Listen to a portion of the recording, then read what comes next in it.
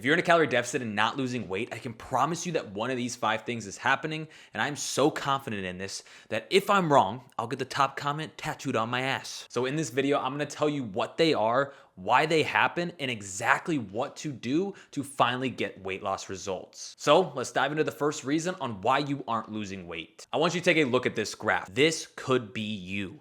You're doing all the right things, tracking calories, hitting your workouts, hitting your steps. You feel like you're doing everything right, but the scale is not moving after about 2 to 3 weeks, and you're sitting here wondering if it is working or not. But at this point, most people would give up and not continue to move on, and they'd miss a massive opportunity, and something cool that I'm about to show you may happen. So it stays the same, and then bang, it drops. Randomly, one day you step on the scale and it's dropped like 2 to 3, maybe even 5 pounds in just one day. If you would have quit right before this point, you would have made no progress or thought you made no progress. In the weight loss world, this is reason number 1, which is what we call the whoosh effect. So why does this happen? Your body is made up of about 60% water. I want you to think about your body like this glass of water. Random days, this glass of water is going to be higher. In other days, this glass of water is going to be lower. How do you know which one it is? It's hard to tell, right? But you don't have less or more than that is in this glass. So you could be stepping on the scale for a couple weeks and this glass of water can stay roughly the same. It may even go up a little bit. And then bang, you drop on this glass of water. Your body was holding on to water weight. That is what the whoosh effect is. You were holding on to it and then finally you drop the water off. Now, during that time, you were also losing fat, but the scale may not always show it because you're holding on to water weight. Now, it is important to understand that you aren't trying to lose water weight because you aren't just gonna have less of it or more of it total overall. You just need to understand that it fluctuates pretty consistently on a daily basis. This is why the scale may spike up 2 to 3 pounds in one day or spike down 2 to 3 pounds in one day. That is water weight changing within your body. You're not gaining or losing a pound or 2 pounds in just one day. So why do you hold on to water weight? It happens for a number of reasons. One of them being that your body holds on to water weight when you eat more carbs the day before or have more carbs maybe the entire week before. This happens because 1 gram of carb that you eat, you hold on to 3 to 5 grams of water. So you may notice that after you have maybe go on vacation, or you may notice after you go out to eat, you step on the scale the next day, it spikes up. This is not you gaining 3 pounds from going out to eat. This is you probably having a little more carbs than normal and your body's holding on to more water. Also, this happens when you have more sodium or salt. A lot of the foods that you eat when you go out to eat are high in salt. It's a big reason why they taste good. You may not actually know this, but marathon runners will actually have sodium when they are having their race because sodium helps retain water. Another reason that may be happening is it may be that time of the month, ladies. Your hormones are different during this time. When they are different, a lot of times you will hold on to more water. Once again, not a bad thing. It's something you just need to know. You may also be having more stress than normal. When you are stressed out for a long period of time, your body will hold on to water weight. You could also have a very tough workout. Let's say you had a very tough leg workout. Then your body, what it does is it breaks down that muscle after that tough workout and then it goes to repair it. When it goes to repair the muscle, it will send nutrients and water to that area to help repair that muscle. So you'll actually hold on to a little bit more water after a good workout, and people will sit there and be like, I thought I was doing all the right things. I was making progress. I just had a good workout and now the scale spiked up the next day. And of course it feels like you're making no progress and you're pissed off from that. So how do you fix this? It's really not that complicated. It's giving it time. Your body, like I said, is going to fluctuate for multiple reasons. These are things that you need to know. It's not that you're trying to reduce the amount of water that you have. That's not something that I would recommend at all. You just need to know that if you are consistent in a calorie deficit over time, you're going to have several spikes where it goes up and several spikes where it goes down. But you need to pay attention to trends over time. Spikes up and down on a daily basis is water weight changing in your body. Trends over a week or monthly basis is fat coming off of your body. Now, the whoosh effect can explain why the scale can temporarily stall, but this next reason is why fat loss itself can actually slow down. I want you to think about it like this. During the summer, you set your thermostat to a certain temperature. Let's just say that temperature is 72 degrees. You set your thermostat to 72 degrees, so when it gets hot outside, and your inside of your house tends to heat up a little bit, your AC will naturally kick on to bring you back down to 72 degrees. So when it bumps up and it starts to warm up outside and your house starts to go up to like 73, 74, your AC kicks on and cools it down. Your body works just like a thermostat. When you eat less, your body turns down the heat to conserve energy. And this is reason number 2, which is metabolic adaptation. This is literally just a fancy way of saying that your body gets better at surviving on lower calories. So when you get into a calorie deficit, your body will actually, because it's really smart, will naturally downregulate. You will actually conserve more energy. Your body is doing this because it's trying to survive. It's nothing really that complicated. It actually decreases something that nerdy people like to call NEAT. NEAT is just a fancy way of your body burning calories doing things that aren't exercise. So this is things such as you moving your body but not intentionally through exercise. So this is me moving my hands when I'm talking to you. This is you fidgeting your thigh under a desk. This is you naturally getting a little antsy sitting down and walking or getting up and moving a little bit more. This is also you just going out and getting steps, maybe around the house, going out for a short walk. So when you eat less, your body will down-regulate this just a little bit to conserve energy. So without you even realizing it, you could be burning like 300 less calories in a day. And that is a lot of calories. If we add that up over a week, that is 2,100 calories. So what do you even do about this? It's actually really simple. What I want you to start doing is be deliberate about getting steps. Be deliberate about getting easy, low intensity cardio. So all you need to do is set some sort of step goal. It doesn't need to be more complicated than this. It doesn't also need to be 10,000 steps, but set a goal that you can hit consistently, that is challenging enough, that feels rewarding. So this could be 7,000 steps. This could be 10,000. This could be 13,000. It really just depends on you, but you need to set some sort of step goal. You know what's realistic for you, but also make it challenging enough. Another thing that can be helpful occasionally is if you are in a calorie deficit for a long period of time, it can be beneficial for you to take a diet break. Now, how long should this diet break be? Kind of depends. Maybe it's just a day or two for you. Maybe that means you're going out to eat, enjoying yourself, and just eating at maintenance. Maybe this is you eating at maintenance for an entire week. Maybe this is you actually taking a break from a calorie deficit from a couple months, changing your goals, and then later in the future coming back to it. But the biggest thing that I don't want you to do is continue to drop your calories more and more and more. You are going to be drained. You're not going to want to be in a calorie deficit. You're going to have a ton of cravings. So just focus on getting steps and maybe having the occasional diet break. And honestly, this is why setting up a calorie deficit properly matters so much. It's actually why I made my free calorie deficit mini course that shows you how to actually calculate your calories, set up a calorie deficit correctly, and just make sure that you're avoiding a lot of the mistakes that we're going to be talking about in this video. All you need to do is just click the link down in the description, completely free. Now, this next reason is probably the reason that is affecting most people watching this video. Have you ever gone on vacation, and when you're out on vacation, you've already spent a good chunk of money, and you realize as you continue to spend more, you don't even want to look at what your credit card says. You don't want to look at how much you're spending. So you just say, screw it. You enjoy yourself and continue to spend more. You buy the extra souvenir, you buy more drinks, you spend a little bit more on going out to eat, you spend a little bit more on an extra excursion. You continue to spend more without even realizing it or wanting to look at what that number really is. You are doing this with your diet, which is reason number 3. You are miscounting your calories. Now I want you to be honest with yourself for a second.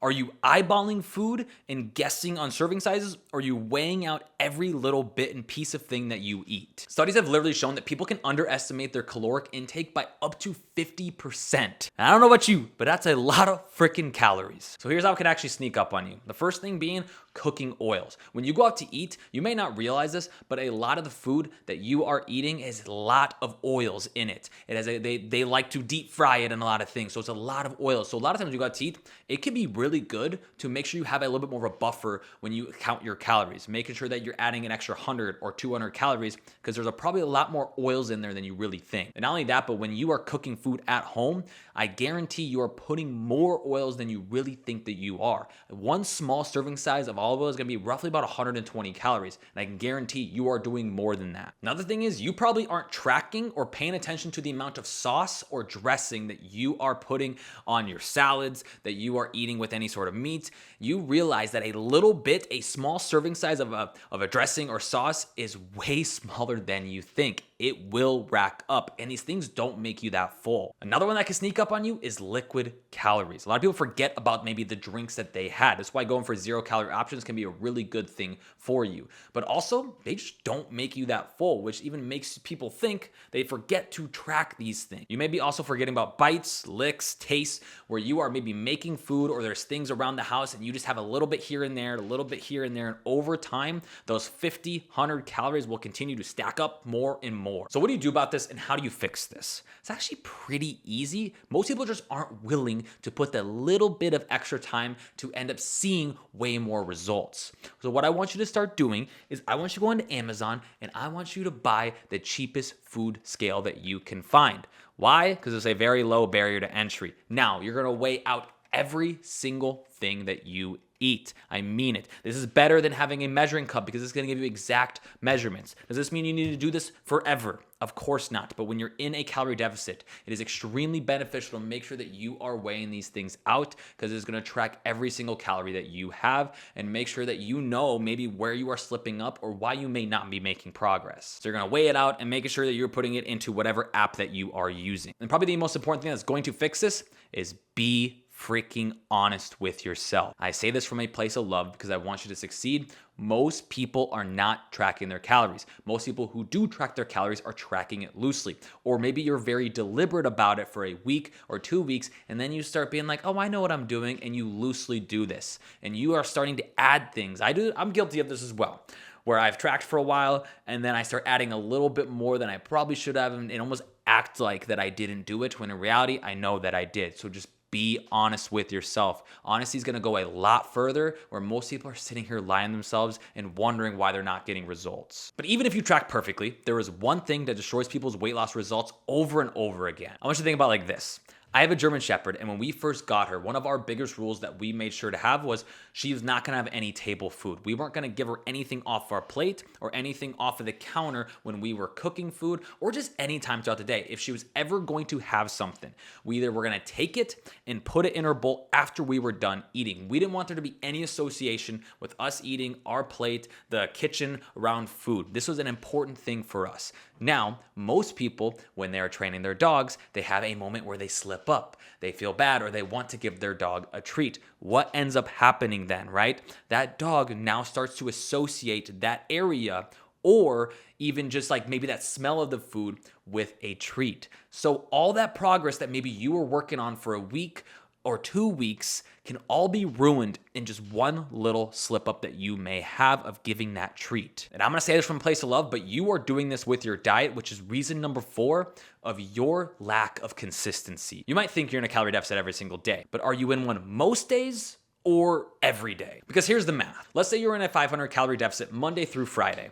That is 2,500 calories, almost a pound of fat that you would have lost within the week. Now, Friday night rolls around or Saturday night rolls around and you enjoy yourself. You go out, have drinks, you go out and eat. You don't track anything. You don't care what you do.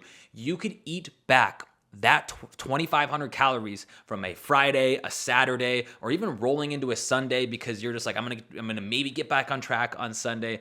Or you're like, I ruined all my progress. I'm just going to get back on track on Monday. And you just let it go over into that entire weekend. Let me ask you something. If you were consistent 71% of the time, would you expect to see results? Or at least tremendous results, great results? I'm gonna guess probably not. That is 5 out of 7 days of the week where you're perfect, and then the other 2 where you go all out. Or honestly, just do more than you probably should have. So these are some traps that you fall into and that you need to avoid. The first one being that you fall into the weekend effect trap. This is, like we just talked about, your perfect Monday through Friday or Monday through Thursday, then you're off your diet Friday, Saturday, and then you're back trying to be on it on Sunday. Or you fall into the trap of, oh, I'll just start on Monday. I'll make sure to get right back on track Monday, and then you do this whole cycle of ruining again over the weekend, getting back on track and constantly over and over again. Or you really struggle a lot with social eating. You go out multiple times during the month, you know, hanging out with friends a bunch, maybe it's some sort of work outings.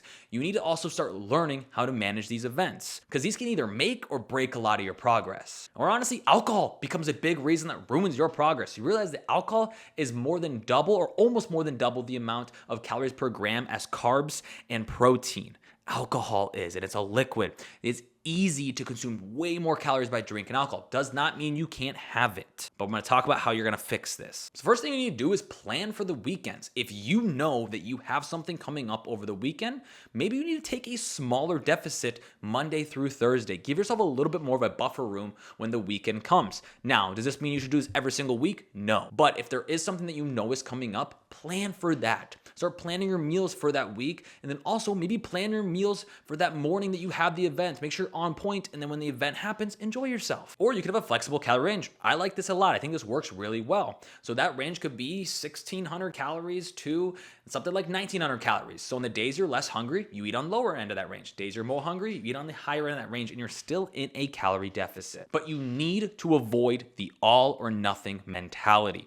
Most people try to be perfect all week long, and then they can't control anymore because they look forward to the weekend. I want you to start thinking about taking things as an 80-20 or a 90-10 approach, where you have foods that are pushing the needle forward 80 to 90% of the time, and then enjoying foods that you want to enjoy from 10 to 20% of the time, because this is going to teach you how to manage these events, teach you how to manage when you go out, teach you how when you're off your calorie deficit, you know how to keep the weight off. And honestly, this final reason has probably ruined more weight loss journeys than anything else we've talked about. If you woke up one day and I told you you lost 52 pounds in 1 year, you would be freaking stoked. But if I now told you that you lost 1 pound of weight loss a week, you'd be pissed off. A lot of this is about perspective. One of your biggest problems with weight loss is reason number 5, which is having false expectations of good progress. Social media fucks with you. You look online and you see these transformations. You see somebody lost 30 pounds. You see somebody went from being overweight to a 6-pack or a toned stomach. You see somebody lost 15 or 20 pounds in 30 days. But you are 2 weeks in and only lost 2 pounds, and you sit there wondering if what you're doing is not working. Phenomenal weight loss progress is actually a half a pound to 2 pounds of weight loss a week. These crazy transformations that you are seeing online is the less than 1% happening, if they're even being honest with you. Also, you aren't even paying attention to how long some of these transformations are taking. You're not even looking at the timeline. I pop my transformation up all the time online, and in reality, you don't see how long that took me. I didn't lose 70 pounds in just 2 months. It took a lot of work, and not just physically. It took a lot of work mentally. It was not easy. This was not something that I was always like looking forward to in sunshine and roses. I had to go through a lot, and I think people forget that in these transformations, people are struggling just like you. Every single person in these transformations or have lost a good or substantial amount of weight, or really any weight at all, has struggled, has had several doubts, did think that they weren't making progress as well. But the big difference was they stuck to it. One of the worst things that social media has done for weight loss is compress what an actual timeline of weight loss really looks like. So what should you do? Just like we talked about earlier, I want you to start assessing weight loss progress weekly or monthly. Now, this doesn't mean you shouldn't track your weight daily. I think that can be a very beneficial tool to do. But there's a difference between tracking and assessing. You should not be stepping on a scale one day and being excited when it drops 2 pounds or getting pissed off when it spikes up 2 pounds in one day. You should be excited when you take a step back and over a week, 2 weeks, 4 weeks, you've looked and you've lost 4 pounds, 8 pounds. That's when you can get excited, when you see a trend line going down. Or even pissed off. Maybe it doesn't change much over 4 weeks. Maybe you only lost 1 pound in 4 weeks, or you've lost no pounds in 4 weeks. Then you can be pissed off and start figuring out what is going wrong and what you need to change. Second thing you need to be doing is unfollow these accounts that are making you feel this way. If you feel like crap looking at some of these things online, then don't follow it. It's just like being around a negative friend group. You turn into what is around you. Next, start taking progress pictures monthly and start taking body measurements as well, beyond just tracking and only using the scale, because you can actually be losing fat off your body, but the scale can sometimes not change. The way that this happens is you can lose fat off your body but gain muscle at the same time. So that body measurement may change, but the scale may not. This is why it's important to do other forms of progress. Or a lot of people will be like, I don't look any different. But if you took a picture and maybe 20 pounds down, you now see, oh, I have gotten leaner in my face. Oh, I have a little bit of a vein here. Oh, my love handles are smaller. You will start to notice these things when you have other forms of progress. And most importantly, remind yourself that slow progress is still progress. And your reality of slow is probably not actually slow. Like I said, a half a pound or 2 pounds of weight loss a week is phenomenal progress. It means you are making